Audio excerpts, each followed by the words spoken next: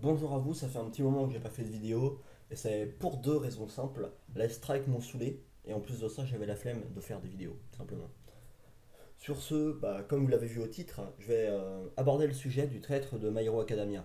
C'est une question récurrente depuis l'arc de l'attaque des vilains au camp d'entraînement. C'est la présente Mick qui a abordé le sujet en premier lors d'une réunion qui consistait à parler des problèmes que traversait l'UE. Pour lui, c'est une évidence, et à vrai dire, je le pense aussi. Mais déjà, le champ de recherche est assez réduit. Le traître se trouve soit dans la classe A, soit dans la classe B, ou chez les profs. Beaucoup de théories ont été créées, et ici, je vais essayer de toutes les montrer brièvement, en vous montrant qui pour moi est le ou la traître. Pour moi, le traître, ou plutôt la traître, est Toru Agakure, la meuf invisible. Alors pourquoi la fille invisible, me direz-vous? Eh bien, tout simplement parce que pendant l'arc justement où ils se font attaquer par la Ligue des Vilains, elle est tout simplement complètement absente. On dirait qu'elle est pas là en fait. La seule fois où on la voit, elle est allongée par terre avec un masque à gaz, à côté de Jiro, je crois, je suis pas sûr, mais je mettrai l'image au cas où. Donc c'est la seule fois où on la voit. Sinon, elle est complètement absente. Et justement, elle aurait très bien pu aller voir la Ligue des Vilains en enlevant tous ses fringues pour aller leur donner sans problème, simplement les informations. Parce que quand on regarde, allongé dans le lit, il manque quelqu'un chez les mecs. Donc ça c'est aussi suspicieux et justement c'est de là d'où vient la théorie que Kaminari est le traître. Mais ça je vous parlerai après. Et donc la fille invisible, je pense pas que dans son lit elle dorme complètement à poil. Sachant qu'elle est assez pudique. Pas complètement pudique parce que sinon elle se mettrait pas à poil en plein combat comme au tout début de la série. Mais disons que moi je ne la vois pas dormir à poil. Donc soit elle venait de rentrer dans le lit après s'être complètement déshabillée, soit elle venait d'enlever tous ses fringues pour pouvoir partir appeler la Ligue des Vilains. Ça peut être aussi ça. Après, il y a aussi la fois où simplement Todoroki aurait dû la geler. La première fois que la Ligue des Vilains attaque simplement l'UE, c'est Portugal Might, et on ne sait pas où est Oyama, enfin le mec français, je sais plus comment il s'appelle, et justement cette fille invisible, Tolu. On ne sait pas où ils sont. C'est-à-dire qu'ils ont été envoyés un peu partout. Normalement, c'est des petits groupes qui ont été envoyés un petit peu partout. Et Aoyama et euh, Toru, on sait pas où ils sont. En fait, on voit que Toru était au niveau de Todoroki. Et Todoroki, il a tout gelé. Et elle n'était pas gelée. Donc normalement, elle aurait dû se faire geler. Or, justement, on voit aussi que dans le combat, là, au moment où Todoroki gèle tout le bâtiment, au moment où ils doivent attaquer, je crois. Non, pas attaquer, ils doivent garder. On voit qu'elle a les pieds gelés. Du coup, on sait pas trop. Normalement, elle aurait dû être gelée, mais elle n'a pas été. Donc pourquoi, on sait pas trop. On remarquera aussi que Toru est absente le jour de on va dire, l'élection des délégués de classe.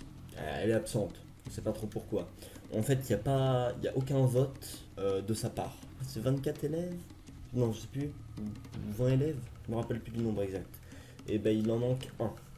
Il manque un élève et celle qui manque justement, c'est Toru Agakure. Moi j'ai du mal. Euh, je veux dire, pourquoi ce jour-là elle est absente? Normalement, elle est là tout le temps. Déjà de plus, après, dans les couloirs, on la voit toujours pas, parce que c'est le moment où il y a l'alarme, la sirène qui se met en route. Et juste quelques pages plus tard, à la fin de ce chapitre-là, où il y a l'élection des délégués, on voit que la porte a été détruite par Tomura, Shigaraki.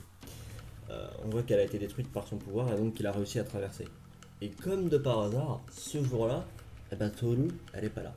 Comme de par hasard. Le jour exact où ils se font attaquer. Alors, est-ce qu'elle n'était pas là justement pour aller donner des informations à Shigaraki? Ou est-ce que Shigaraki était venu la voir pour récolter des informations, pour savoir en fait où ils allaient aller pour tuer All Might?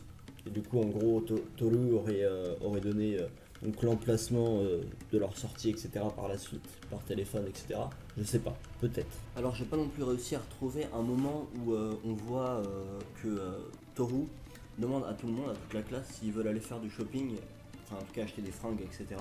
Et en fin de compte, Midoriya se retrouve seul et se finit par se faire, on va dire, attaquer par Tomura. Et bien évidemment, qui est-ce qui propose à sortir? C'est la fille invisible, Toru.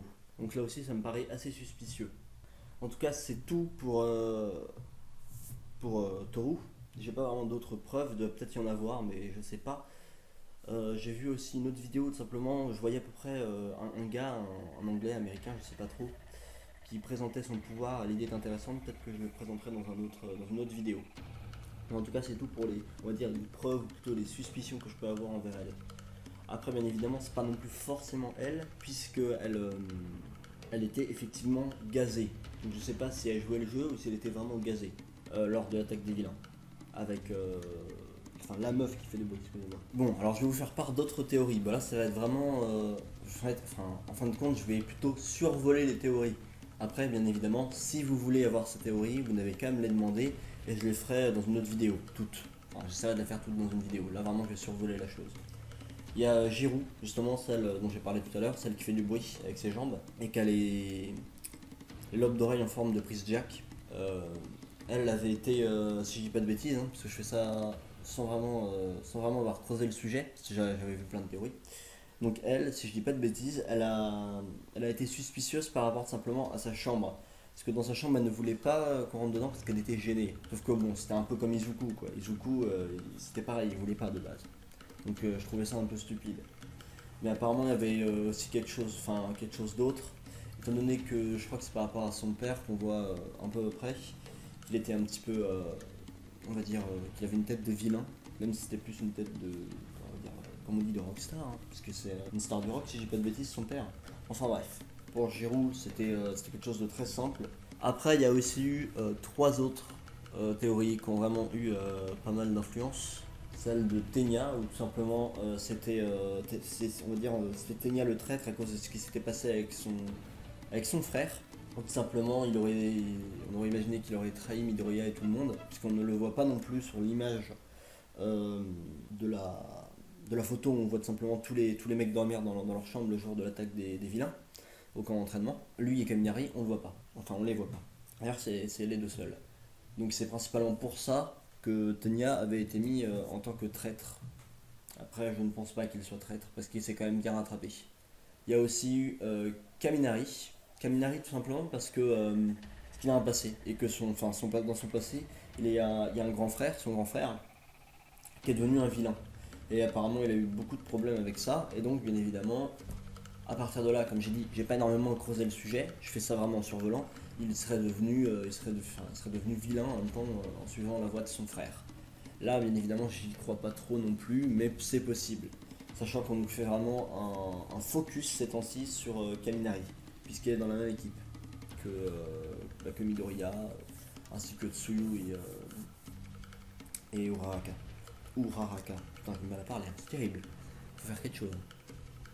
Et enfin, le dernier, celle qui a fait le plus de bruit et qui pourrait être probable, c'est tout simplement Kaminari, Denki Kaminari, le mec électricité. Alors, on ne le voit pas non plus sur l'image de l'attaque des vilains. Donc c'est aussi pour ça, sauf que je pense qu'on le voit, mais c'est juste qu'il a la tête cachée sous 5 millions d'oreillers. Je crois que c'est lui qu'on voit, je suis pas sûr. Donc par rapport à ça, ça fait beaucoup de bruit. Déjà parce que simplement avec son alter, il peut transmettre des messages, je sais plus, je crois en morse, ou en tout cas en langage codé, pas rapport en phrase mais en langage codé, il peut transmettre des messages en morse sans même avoir besoin de bouger, grâce à l'électricité. Donc ça aurait été très pratique avec les vilains. C'est principalement pour ça. En même temps, dans le premier look, on va dire le premier look de Kaminari, il ressemblait à un vilain dans le one shot de My Hero Academia. Enfin, c'était écrit noir sur blanc qu'il avait un physique de vilain. C'était même l'auteur qui avait écrit ça. Après, aussi, si on prend, je crois, sur une des images, si on ne prend que la moitié de son visage, on voit bien qu'il a plus un visage de vilain aussi. Mais bon, après, dire juste à cause du visage que c'est un vilain, je ne sais pas. Donc voilà, j'ai survolé, vraiment, j'ai passé en très gros les quatre autres théories. J'ai pas du tout creusé le sujet, hein, comme je vous ai dit, donc ne vous inquiétez pas. Si vous me demandez pour faire une vidéo qui sera plus longue, sur laquelle je détaillerai toutes les théories sur le traître de My Hero Academia, je le ferai. En tout cas, je pense que c'est bon, la vidéo va être un peu plus longue que d'habitude, donc j'espère que ça vous plaira. J'espère en même temps, bien évidemment, que vous allez lâcher un pouce bleu et vous abonner parce que ça me ferait extrêmement plaisir, tout simplement. Hein. Et sur ce, bah moi je vous dis à plus dans une prochaine vidéo et jusqu'à là, j'espère que tout ira bien, que vous ne mourrez pas, bien évidemment, ce serait fort dommage. Donc maintenant, bah, je vous dis à plus.